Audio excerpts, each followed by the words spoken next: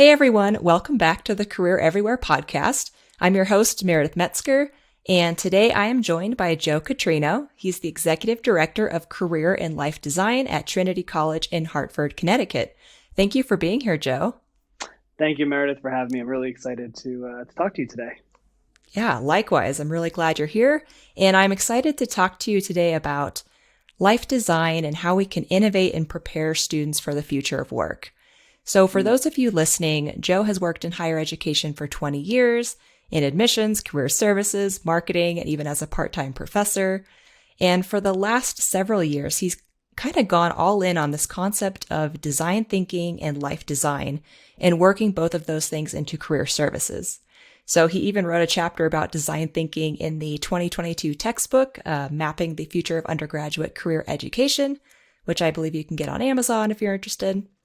So I am really excited to have Joe on the pod today to talk about how we can use design thinking and life design to really innovate for the future of work. So before I get into the questions, Joe, is there anything else you'd like to add about yourself, your background, or your role at Trinity?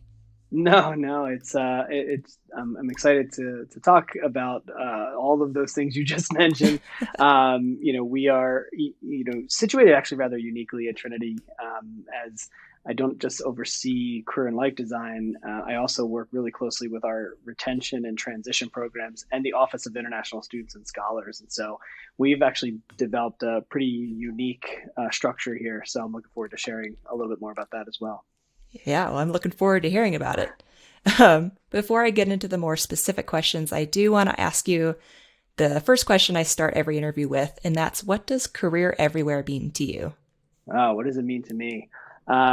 It's essentially what drives the work that we do here at Trinity. To me, career everywhere is embedding career, and in our case at Trinity, career and life design into everything across the institution, right? So meeting students where they are. Are we partnering with faculty as best we can? Can we actually partner with parents? We see parents as partners, and that's really critical. Engaging alumni, engaging the administration, engaging community-based organizations. So for us, it's everywhere. So as much as we can get the conversation started around career and life design, the better. So to me, career everywhere means just deeply embedding, finding partnerships, creating this common language that we can help students, transition smoothly into Trinity, have them not so scared about career because we want to engage early, but we don't want to have like, oh, what do you want to be when you grow up, right? That's Right. overwhelming for a first year student. They're like, I just got here. You want to talk to me about leaving here? But it's not that. It's just having those really impactful, meaningful conversations so that students can make informed decisions about the path that they take, whether it's graduate school or job or prestigious fellowship. We just want to talk to them about how they can leverage these skills later. And so for us, if we can embed and be career everywhere, at Trinity, it really helps later on for when it's like a critical time for students as they're embarking upon graduation and leaving Trinity. Right. I love that. And I was kind of chuckling when you were saying how it can be intimidating to get that question, the what do Yeah, you want to be when you grow up? I yeah, remember getting that at high school graduation. I'm going, I don't know. I don't even know yeah. what's possible yet. Right.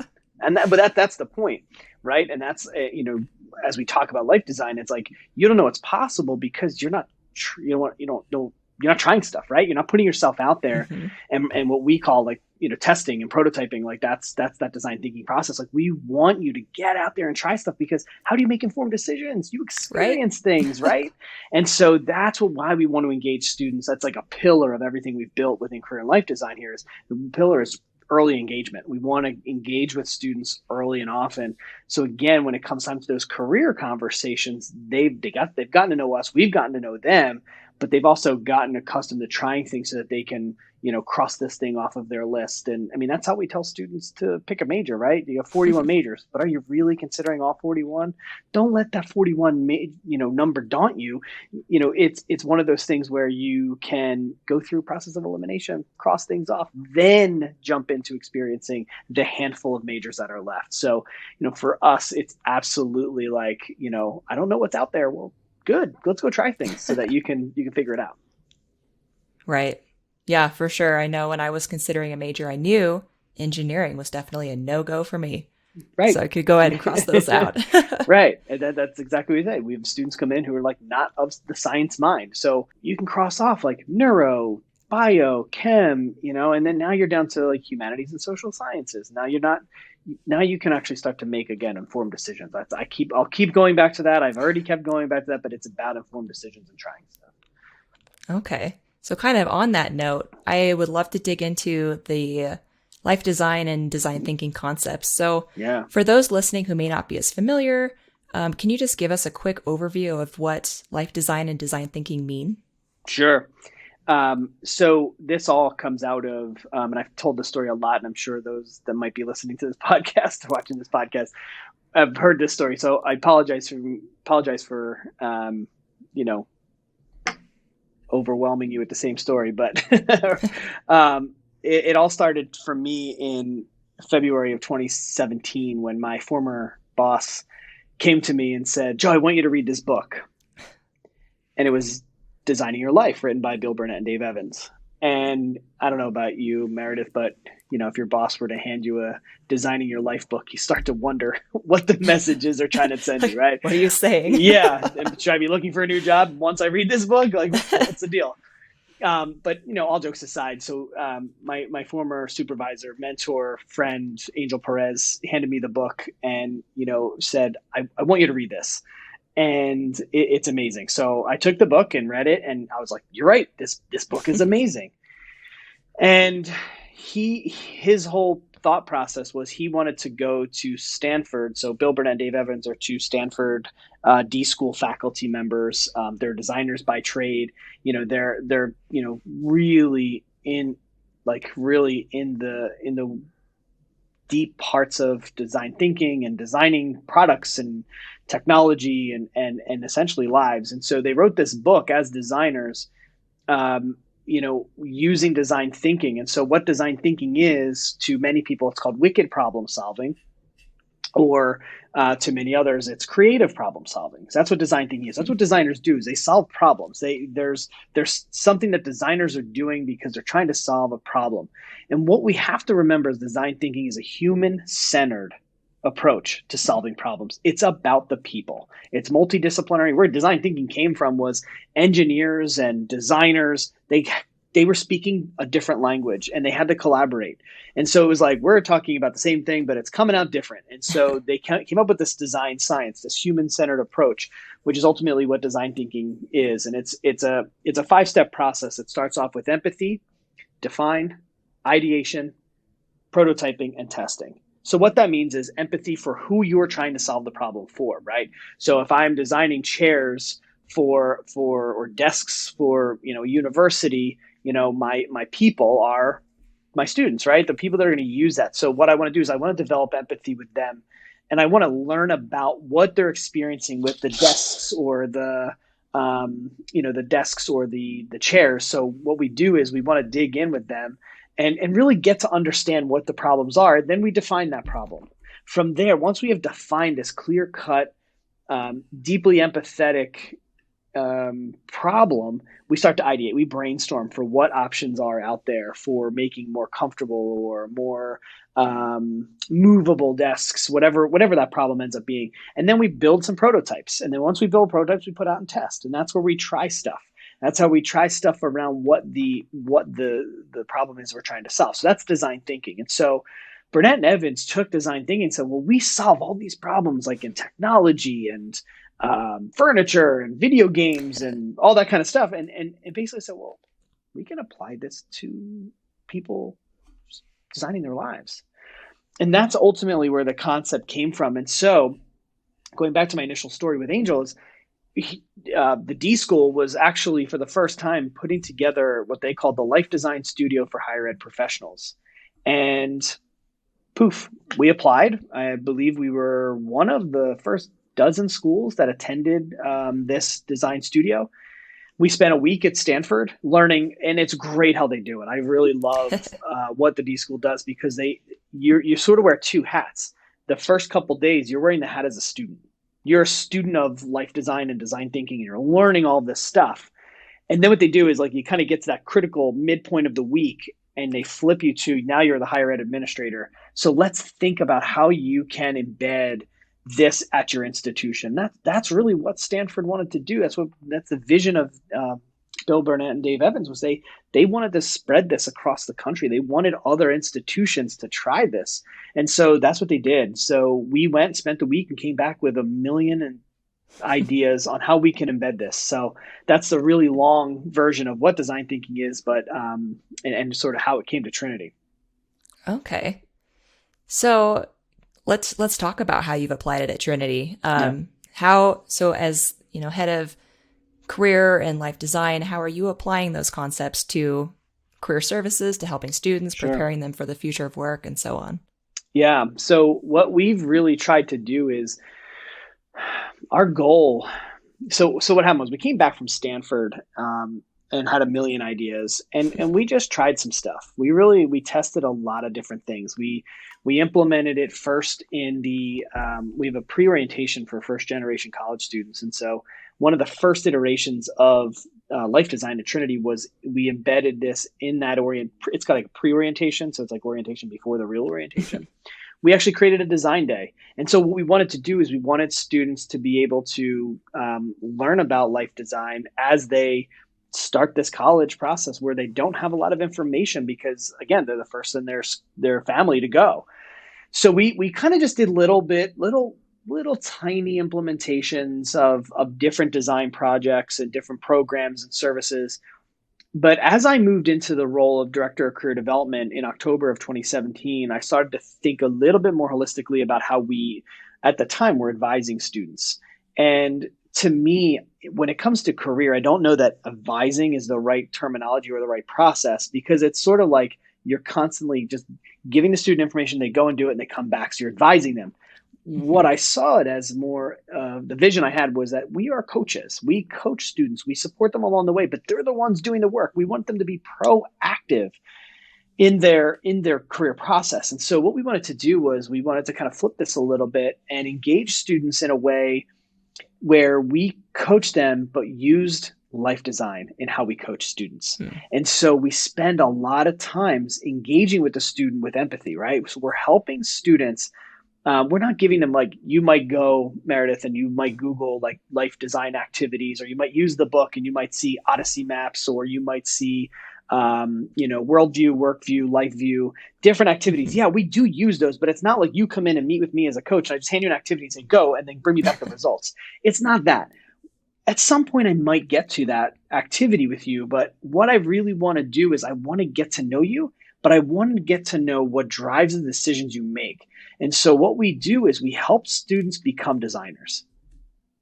So we want them to start to think about, to be curious about what's out there, to radically collaborate with other people, like find your people, be ready to reframe at a moment's notice when things aren't going the direction you want to go. So what we've done is we've we've embedded in this life design into coaching. And so it drives with empathy. And then what we do is we then start to define what their problems are. How might I decide between history and psychology as a major? Well, right there, we've defined the problem is it's not just major. I'm torn between two things. So we were able to dig in with students. And then what we do is we work with them to ideate on how they can actually figure this out, to make that informed decision. So it's ideating around different things like, okay, maybe go talk to faculty in each of those, go talk to alums, go talk to current students, take a course in each, find out what internship options are tied to each, things like that. And so it doesn't sound super unique, but I think it's just that beginning part of like really encourage students to, get to know themselves so that like they can develop their own empathy. And then, because we get students, I think today's students are really, impacted and influenced by their families. And sometimes they make decisions based on what other people want, not necessarily what they want. And so we want to challenge that a little bit. So we want students to make that informed decision for themselves, not for anyone else.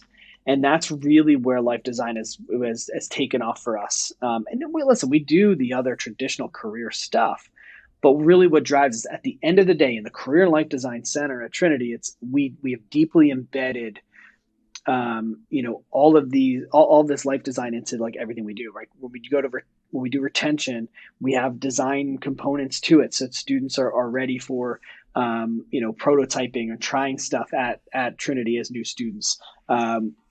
International students that are coming to the States for the very first time and are going to study here for the first time. What's that like for them? How can they design an experience for themselves as a student from Pakistan?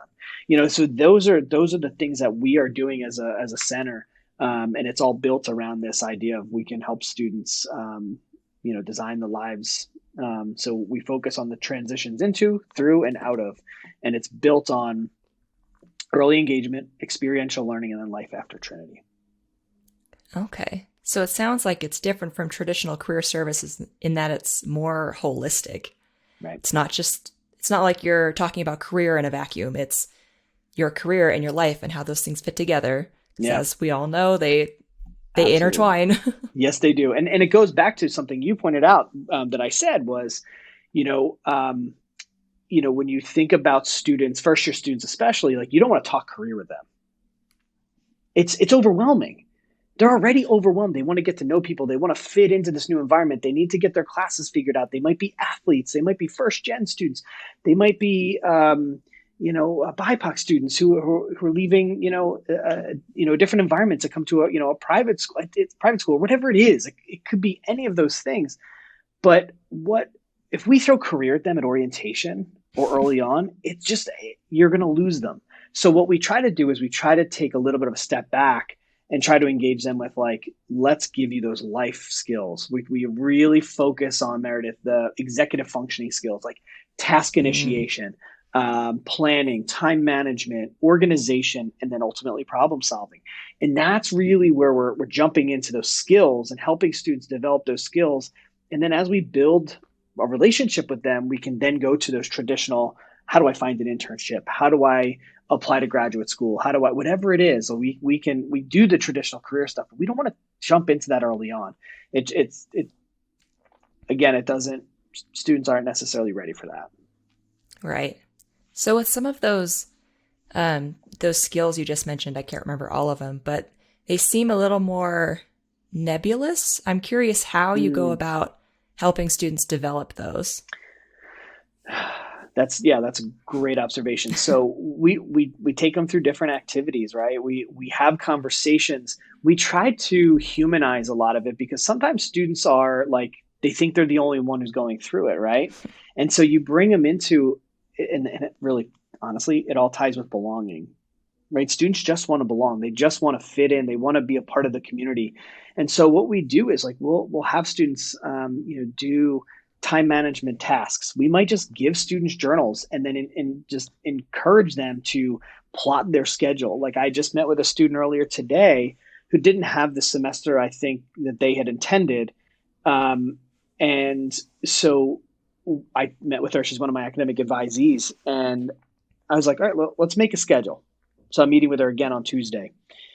And I said, bring me a mapped out, just bring a sheet of paper with your schedule, your regular weekly schedule. And what we're going to do is we're going to plan. We're going to come up with how you're going to use your time in a strategic way, because that was her biggest issue, was she wasn't doing her schoolwork at a good time. She was not fitting it in. She was, not being mindful of the work that she had, and she was rushing to do things. And so, what I'm going to do is I'll take her through a bunch of different activities so that she can actually pay attention to how she's using her time. So it's really like paying attention to paying attention. So through a variety of activities, through group advising, through we do a lot of different events and programs for students. And that's really we hit. We focus. There's a great design activity called energy management, not time management, energy management. Why don't we pay attention to how we're feeling from an energy perspective when we do certain activities? We got to pay attention to that, because why are we doing things that drain our energy? Or how can we do things that drain our energy differently? So there's a lot of different ways to map these activities out so that students can, again, focus on what we're focused on is like student retention, or excuse me, student satisfaction and student wellness. Like Mhm. that's what it comes down to. We want to provide an experience that satisfies those two things. And that really is like through different, building and finding community and connections. Like we'll bring different groups of students together so that they know you're not alone. Look at all these people here that are doing the same thing, that are experiencing the same things. So that's really what we focused on. And I don't know if you've ever seen it, but there's like a really great illustration. So if you want to really, this really encapsulates the work that we do. And it's a graph, and it's a straight line. And underneath it, it says there's an X and a Y axis, and there's a straight line, kind of diagonal from the where X and Y meet. And it says like what I planned. Okay. Then there's another illustration on the right of that. Same thing, X and Y axis. It comes up from the X and Y connection, but it's a squiggly line, loop de loop, and Yep, it's sounds what about right. actually happened. Right. And so the way I define what we do in career and life design is we thrive in that chaos where the students are struggling, where the students are having a hard time. So again, like you said, we're a little bit more holistic, right? We're catching, for example, we have students who may have to take a withdrawal for a variety of reasons, whether it's, something they'd planned or they're required withdrawal because of academics. We meet with them, we connect them with a coach when they return. And the big part of that, Meredith, is we want the student to come back with a plan. We want them to help them formulate a plan. There aren't a lot of schools doing that. Schools like you just come back from leave and it's like, welcome back to X institution, right? We're actually saying, come back and here's your coach. And that coach is going to help you be more successful because you're took a leave because of a variety of reasons, whether it was personal, whatever the reasons were. We're able to help that student come up with a plan. I'm curious, how big is your team? If you're doing this kind of in-depth work for all of those students, I'm curious what the size of your team is. You'll be surprised. I mean, we're a small liberal arts institution. We're just under 2,200 undergrads. So I have 2 people in retention and transition programs. I have 2 people in the Office of International Students and Scholars. And then on the career and life design coaching side of things, we have about 6 people. I think in total with operations and marketing team, we're about 14 people. I think 16 with a grad. We have a grad assistant, and then we have 2 part-time people. So about 16 total when you count those. Okay. And say it So sounds like a lot of work to do that mhm, kind of holistic coaching for so many students. it is, but again, I think what we do is sometimes they come to us, and that's the goal. Is we want to be like the either we get referred to or we refer out, and so we partner a lot with academic advisors and academic affairs. We partner a lot with the dean's office and student affairs, to ensure that there's a connection between maybe something that came up in a residence hall or something like that. And I think that's, again, going back to the definition of career everywhere. That's what we want. We want to be everywhere. We want people to, like, students come to us and then we can refer or we can be the referred to. We get a lot accomplished for, I think, a small, mighty team.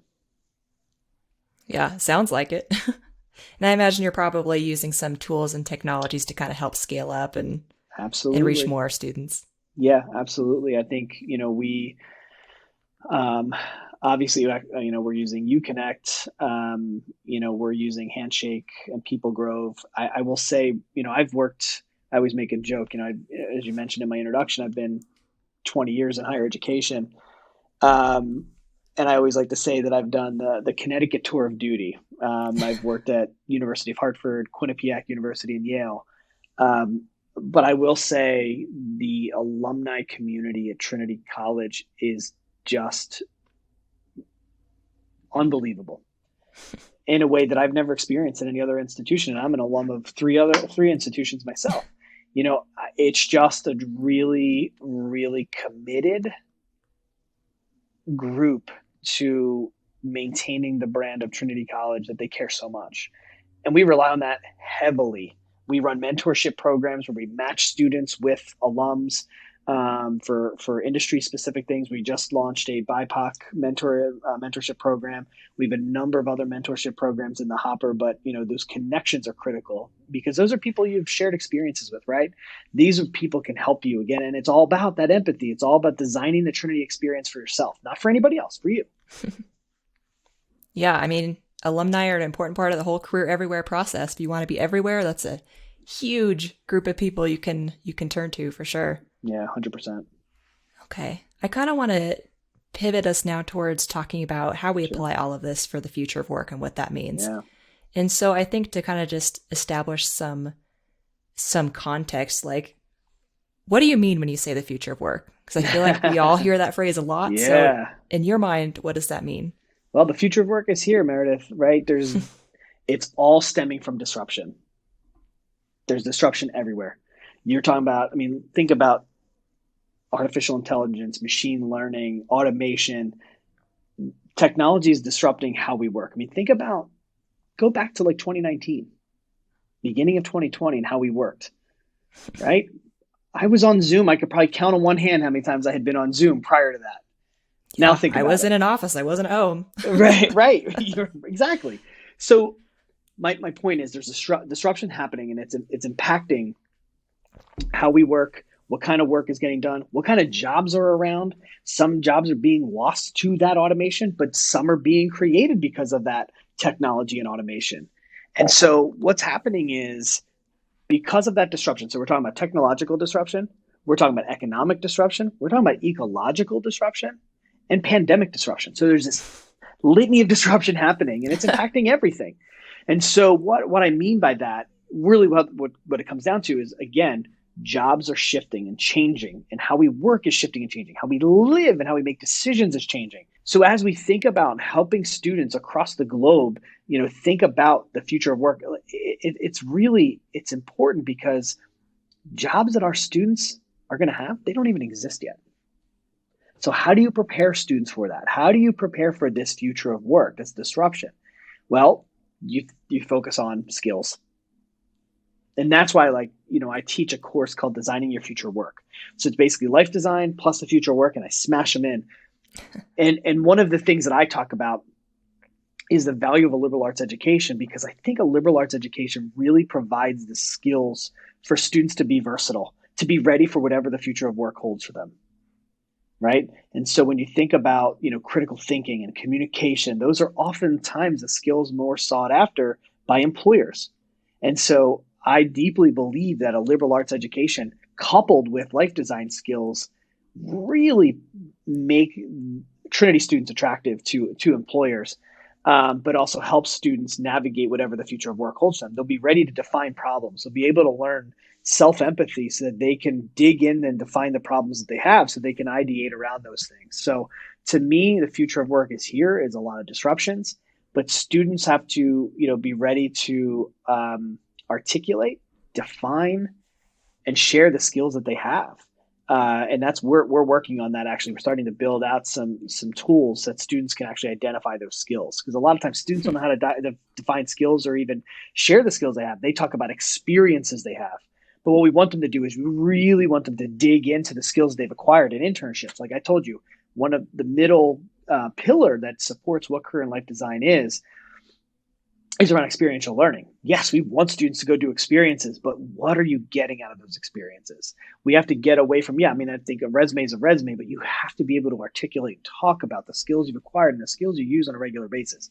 And then at some point, you have to assess those skills, Meredith, and you have to say, my skills aren't what they used to be. I got to sharpen them. There's a great book written by Michelle Weiss. It's called Long Life Learning.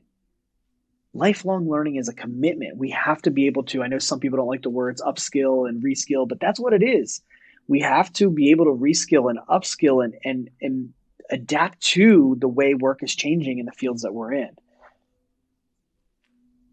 Okay. It was funny. I was listening to your answer, and it was kind of making me reflect on my educational experience, because I got my degree in journalism, which I don't know if you count that as liberal arts or not, sort of, but it's aligned. I don't know. Yeah. It's kind of more vocational, but also sort of liberal arts. Yeah. But I was just thinking, like, a lot of the skills that I learned, especially critical thinking, communication, even storytelling, has come in handy all throughout my career. Yeah, absolutely. 100%. Yeah. That's what it's about. Valuable.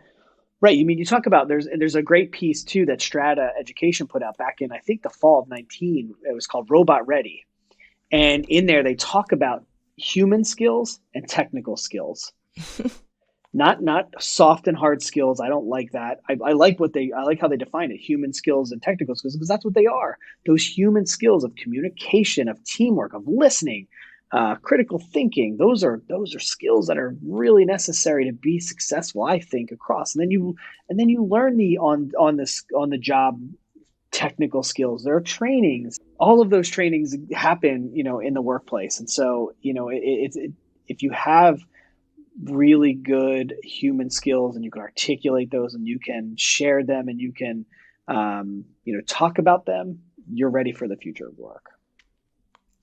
It's funny you bring up that report because I actually worked at MZ, now Oh Lightcast, yeah, when yeah, they yeah, partnered with Strata on that report. So yeah. I'm very familiar. Actually, I think uh, Michelle Weiss wrote on that too. I believe she did. Yep. Yeah, Yep. Yeah. Small world. So indeed. I'm curious. You sort of touched on it a little bit earlier, but how does life design and design thinking, how does that play into preparing for the future of work, specifically preparing students? Yeah. Well, I think I did hit on it a little bit, but when you think about when I talked about the future of work, when you asked me, I I think it's important that, when you get to a point, in your whatever future of work is, having that ability to think like a designer is going to be critical. So you have to be able to, like, again, be ready to reframe and pivot. You want to, think about, what's your curiosity, being curious and being out there. And those are really important skills to have. But again, I think being able to go back and empathize with yourself if the future of work isn't what you want it to be, and that's sometimes hard to do, right? You get to a certain point in your degree in your life, and you're like, I've been successful, but I'm not really loving what I'm doing. There's no meaning, right? And that's what Burnett and Evans talk about in the book is, designing a life of meaning and purpose. And so, for me, when you think about skill development and lifelong learning, also developing those skills as a designer, just keep designing the life for yourself. And so empathy, defining those problems, ideation, like that process is so important, and not being afraid to like redesign. They actually they put out a second book, which is Designing Your Work Life, and they talk a lot about specifically the world of work and how things are changing. And they wrote one. They actually have two versions of the book. There's like a pre-pandemic version and then a post-pandemic version, and it's great for that because it talks about the disruption from the pandemic and how things have changed and how we work differently. And so having that ability to design and create opportunities for yourself is just really important, and I think powerful in whatever direction you go in the world of work. I'm curious, in your role as the head of career and life design there at Trinity, are you talking a lot with employers about this concept of the future of work, life design? And if so, I guess what's their response been? Yeah, I mean, I think not as much as I'd like. It's hard. It's hard to talk to employers, and I think that's even in the Robot Ready piece. That's the rub, right? The rub is between employers and colleges. Employers don't think we're setting students up for success and not giving them the skills that they're ready for or they need to have to be ready for the world of work. And we're saying, well, where's your responsibility to getting them trained to what you want? So again, there's like a rub there. So I am talking to some employers about it. I think there's some great employer partners that we have in and around the Hartford area. I think the work that we do with a lot of our alums has been important. And so they have grown appreciative of how, um, how prepared students are when they come out of Trinity. They have reflected on that. So the response has been good, but you just don't talk to enough employers. It's very transactional, for the right reasons, right? They need students for internships and jobs. We need to get students internships and jobs. So it's very transactional. And so, I think there's some great organizations out there like NACE, the National Association of Colleges and Employers, who does a really good job of connecting employers and institutions of higher education. I think there's just a lot of work to be done. There's got to be a lot of time and energy invested into workforce readiness and career readiness, from both perspectives. And I think if we could get a lot of people in the room, it'd be great to do that. But again, I think it's just sometimes it's conflicting interests to a certain extent, right? They just want to get, again, transactional, getting students jobs and internships and hiring students for jobs and internships. But the response has been pretty good. I mean, we have had, employers remark about this, and, we do a lot of reflection, especially when we send a student out for an internship and getting their feedback on, what type of student they had in the internship, and what the process was like, if the student was prepared. And so we really try to hone in on, ensuring students are going out and using those skills in the best way they can. So what would the, I guess, ideal graduate of Trinity look like? Someone who has life design, design thinking, all incorporated. What does that ideal graduate look like? Yeah, I don't think it's that. I think it's, to me, an ideal Trinity grad is someone who can go out there and knows what they want. So they know they've got that empathy, right? And they're making the informed decisions for themselves. That is first and foremost. Secondly, is a Trinity alum or Trinity student graduates and walks out of here being able to articulate, communicate, and be able, I guess, share the skills that they have acquired. What are those skills? What do they have? What do they bring to the table? Being able to identify, articulate, communicate, that's what I'm looking for. Like, I think that's the ideal student who understands who they are and what they bring to the table. And how that education has prepared them, right? Because we talk about, I have a wonderful, this is like a true definition of the liberal arts student. We have an alum from the class of 20. She was an intern here in the office. She was a religious studies major. Okay. She is absolutely killing it in tech sales. Huh. It's not the linear pathway you would expect. Because there is no linear path. That's the beauty. That's true. For us. Not many are. Right. But that's what we do. So that's the essence of the liberal arts. When we were just talking about this, like, we don't see bridges to major. We don't want to see that. Right. We want to see students focus on their skills and bring those skills to whatever they want to do. Listen, Meredith, if I go to see a nurse, I hope that nurse has studied nursing. If I'm going to drive over a bridge, I'm hoping to God the person who engineered it studied engineering. Right. When I go do my taxes, I hope an accountant has studied accounting. Okay. Yes, there are natural bridges, right, from major to career. But when you look at the bulk of our majors here at Trinity, we don't want to see the bridges. We want them to look at the skills. That's what it's about. And that's why, we get a little bit, frustrated sometimes because students come in and they say, I'm going to work in business, so I have to be an econ major. But I'm like, you could go do whatever you want. I mean, I was a history major, Meredith. And my first job out of college, I was working at ESPN in advertising. Right? Most people would think, oh, well, he was a communications major. But to us, you get into your field through experiences. So you can go and do, like, she was a religious studies major, but she had a bunch of different experiences, a bunch of different internships, and that helped her, again, to make an informed decision maker about the path that she wanted. So that's that experiential learning. It's not just internships. It's about getting experiences outside the classroom and using the skills you learn in the classroom. That's what it's all about. In other words, designing your life. Bingo. So, Joe, why is all of this so important? And kind of what's at stake if higher ed or career services can't incorporate these kind of things or innovate fast enough for this future of work?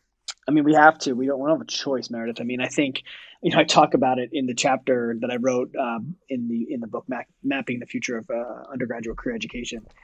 So I wrote a chapter on design thinking in the new career center. And a majority of my chapter talked about innovation and the fact that most people wouldn't attribute innovation and higher education innovation. It is not synonymous, right? I actually say that because, like, my first or second sentence.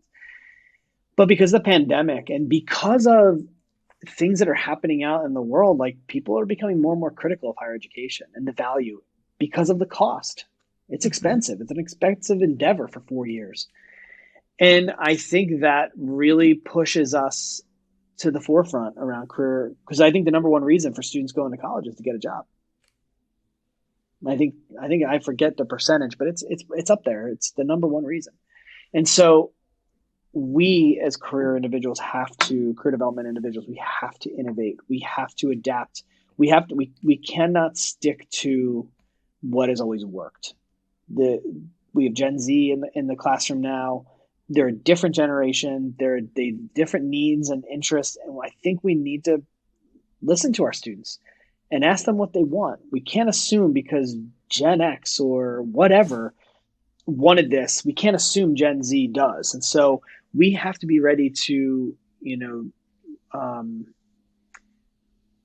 be versatile, be nimble, and not be afraid to try things. And that's, I think, the beauty of the stuff that we're doing is we're trying stuff. And if a lot, I'll tell you, I had a design thinking program that I ran here that flopped, but it taught me so much about what I could do next. Now that program's in its fifth year.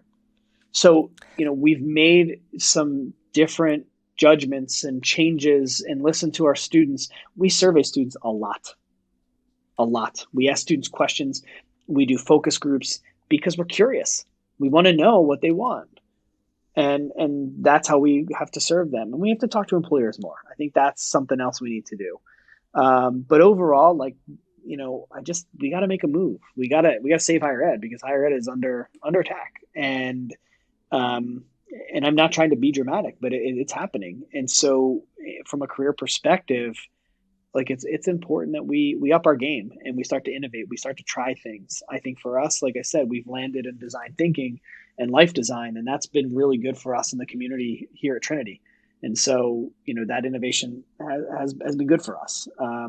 But that's not where we're stopping. We're doing a lot of other things, like I talked about. We're talking to students who are on leave. We're looking at retention data to inform some of our pre-college programs. We're building bridge programs prior to students starting in their first year. We're engaging parents in a different way, parents and families. So we have to be willing to try things, even if it didn't work before, or if it's something we've always done. Maybe it's time to innovate around that particular program. So that's I don't think the answer, but I think there's some pieces in there that I think will empower some of us in career development. Yeah, for sure. So on that note, what advice do you have for other career services leaders who want to make sure they're innovating and that they're preparing students for the future of work? Talk to your students. Don't be afraid to ask them what they want. I mean, student experience. We can't lose sight of that. We have to understand that it's about providing a really meaningful student experience that's built on student wellness and student satisfaction. Don't be afraid to try stuff, right? I mean, one of the lessons within IDEO, one of the largest design firms, is fail fast to succeed often. So failure, we can't be afraid of failure. Like, if it doesn't work, scrap it. Obviously, like when they talk about prototypes, they talk about like cheap, short-term little tests that you can go out there and do. Don't be afraid to try some stuff, right? Don't be afraid to just, prototype your way through. It'll help you become more informed about the type of student experience you want to provide for your students. Also focus on curiosity and interests for students, not just a career plan. You'll get to career eventually, which is why I talked about this earlier, right? When we talked around that early engagement. Focus on interests, focus on their curiosity, not careers. Careers is overwhelming. It's heavy. You'll get to career by starting with that personal stuff. Love it. Well, I think that's a great place for us to kind of start wrapping up. I want to be cognizant of your time here. But Joe, is there anything else about this topic that you would like to add? No, I don't think so. I mean, I think we, in career development, career services, whatever your institution calls it, is just, we got to be ready to innovate. We got to be ready to try new things. And, we're partnering across, we're doing a couple things with admissions, which is really fun, to bring the value of Trinity degree to the forefront as students make decisions about where they'll attend. But, for me, it's just, get out there and try stuff. It's great advice for anyone. Yeah. So Joe, if people want to learn more from you or connect with you, where's a good place for them to do that? LinkedIn. That's where I live. Great way to you and me both. Yeah, I love it. So yeah, LinkedIn is great. All right, good to know. All right, so the final question, at the end of every interview, I like to do this answer a question, leave a question thing. So I'll ask you a question that our last guests left for you, and then you'll leave one for the next guest. Oh, okay. Yeah. So our last guests were Megan Baeza and Mary B. Merritt, both of the University of Texas Permian Basin, and they want to know about your career journey. So they asked, what brought you to career services? Oh, yeah, that's a great question. I frankly stumbled into career development. I was working at Quinnipiac, and as you mentioned in my introduction, I actually spent the first part of my career in higher education in admissions and was working in admissions, but I was also a part-time faculty member in the School of Communications. I was teaching media courses. And at the time, they have a decentralized approach. They have assistant deans embedded in each of the schools. And the assistant dean for the School of Communications left the institution. And they approached me and said, would you ever think about, would you ever think about career development? And I was like, no. I said, why? And they said, well, someone's leaving and we'd love for you to think about the role. I'm like, I've never worked in career before. And they said, no, you've been teaching in school, the students know you. We'd love for you to think about it. And so I thought about it and poof, I did that for about almost 5 years. And that's how I got into career development and essentially made my way here to Trinity. Because you had those transferable skills. There it is. See? Curiosity, resiliency. That's right. I love that. That's a great question. Yeah. So I kind of stumbled it was my teaching really is what got me there. Okay. And a little hint of ESPN advertising mixed in there early on. Well, that too. I mean, I did a couple internships in the media industry and I started my career at ESPN. So I definitely knew the media industry and I think they saw that too as, understanding the field. Well, that's always good knowledge to have. So, so Joe, what question would you like to leave for the next guest? Oh, the next person. Okay. So, I want to know, and I think we've all had this experience where we've really worked with a student I want to know, tell me your best student story. What made you know that career was the jam for you? What keeps you going? Where is that that meaning? I want to know that student story because I think we all have one or some variation or iteration of that. Is I want to know that student story. What made you do this work or what's kept you in this work? Oh, I love that. And I'm excited to hear the story. Me too. Well, you'll just have to tune into that next episode. There we go. All right. Well, thank you so much for taking the time to talk with me today, Joe. This was a great conversation, and I think our listeners are going to get a ton of value from it. So thank you very much. Thanks, Meredith. This was great. I love talking to you, and obviously I enjoy talking about this area. So thank you so much. I really appreciate it.